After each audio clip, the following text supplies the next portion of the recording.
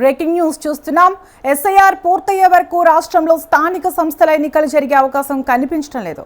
ఎన్నికల సంఘం అధికారులు, సిబ్బంది, రాజకీయ పార్టీల ప్రతినిధులు అంతా ప్రస్తుతం ఎస్ఐఆర్ పైనే దృష్టి సారించారు. ఎన్నికలు నిర్వహించాలంటే తాజా ఓటరు జాబితా అవసరం.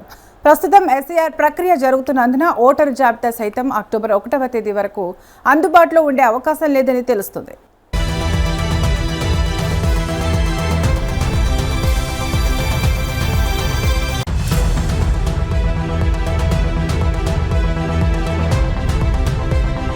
రాష్ట్రంలో జూన్ 25 నుంచి జూలై 24 వరకు ఇంటింటికి తిరుగుతూ బూత్ లెవెల్ ఆఫీసర్లు ఎస్ఐఆర్ కోసం ఎన్యూమరేషన్ ఫామ్స్ అందించనున్నారు.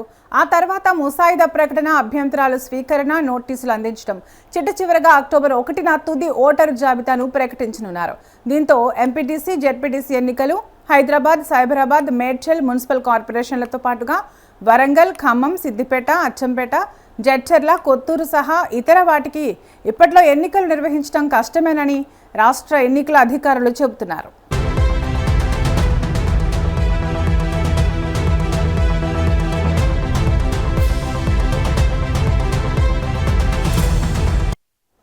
ఎస్ఐఆర్ పై ఇప్పటికే కేంద్ర ఎన్నికల సంఘం షెడ్యూల్ విడుదల చేసింది. దాన్ని అమలు చేయడానికి రాష్ట్రంలో ఎన్నికల అధికారులు సమాయత్తమవుతున్నారు. ఇందుకు అవసరమైన ఏర్పాట్లు చేస్తున్నారు. ఎస్ఐఆర్ను క్షేత్రస్థాయిలో నిర్వహించేది కలెక్టర్లు, ఆర్టీఓ, ఎంఆర్ఓలు, గ్రామ పంచాయతీల కార్యదర్శులు, రెవెన్యూ, పంచాయతీరాజ్ సిబ్బంది. స్థానిక సంస్థల ఎన్నికలను నిర్వహించేది, పర్యవేక్షించేది కూడా వీరే. దీంతో రెండు పనులను ఒకేసారి నిర్వహించడం సాధ్యం కాదు. అధికార యంత్రాంగం అందుబాటులో లేనందున స్థానిక సంస్థల ఎన్నికలను ఇప్పట్లో నిర్వహించడం కష్టంతో కూడుకున్న పని అని రాష్ట్ర ఎన్నికల అధికారులు స్పష్టం చేస్తున్నారు.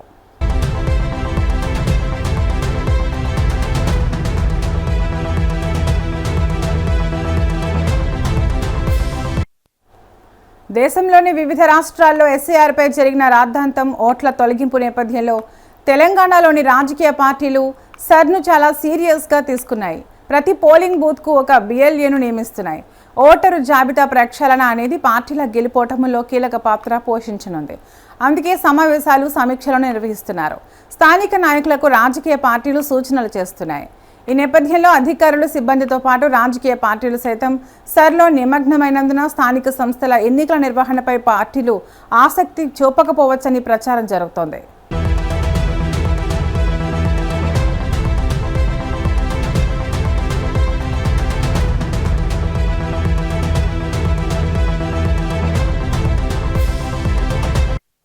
ఇదే టైంలో ప్రతిపక్ష బీఆర్ఎస్ పార్టీ సభ్యత్వ నమోదు కార్యక్రమాన్ని ముందు పెట్టుకుంది.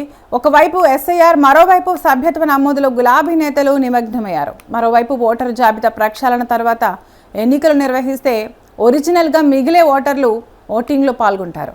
అందుకే సూచనలు వస్తున్నాయి. ఎన్నికల సంఘం స్థానిక ఎన్నికల నిర్వహణ సాధ్యం కాదని చెప్పడం, రాజకీయ పార్టీలు సైతం సర్పై దృష్టి పెట్టడంతో వచ్చే దసరా వరకు ఎన్నికలు ఉండే అవకాశం లేదని చర్చ జరుగుతుంది. మరో 3 లేదా 4 నెలల తర్వాత ఎన్నికలు నిర్వహించాలనే సూచనలు వస్తున్నాయి.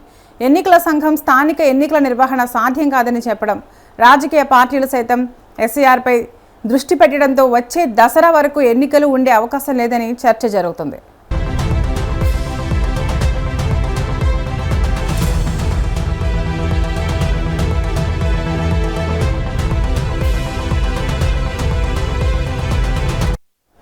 సర్ ప్రక్రియ ద్వారా ఒకరికి 2-3 ఓట్లుంటే వాటిని తొలగించనున్నారు. చనిపోయిన వారి పేర్లు, ఇతర ప్రాంతాల్లో ఓటు కలిగి ఉన్న వారి పేర్లను సైతం తొలగించి ప్రక్షాళన చేసే అవకాశం ఉంది.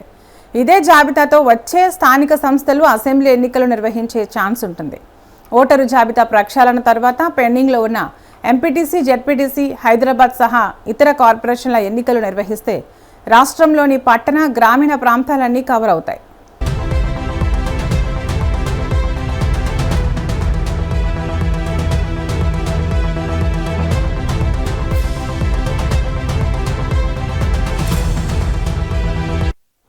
రాష్ట్ర రాజకీయాల్లో స్థానిక ఎన్నికల ఫలితాలు సెమీఫైనల్ తరహాలో ఉంటాయని రాజకీయ విశ్లేషకులు అంచనా వేస్తున్నారు.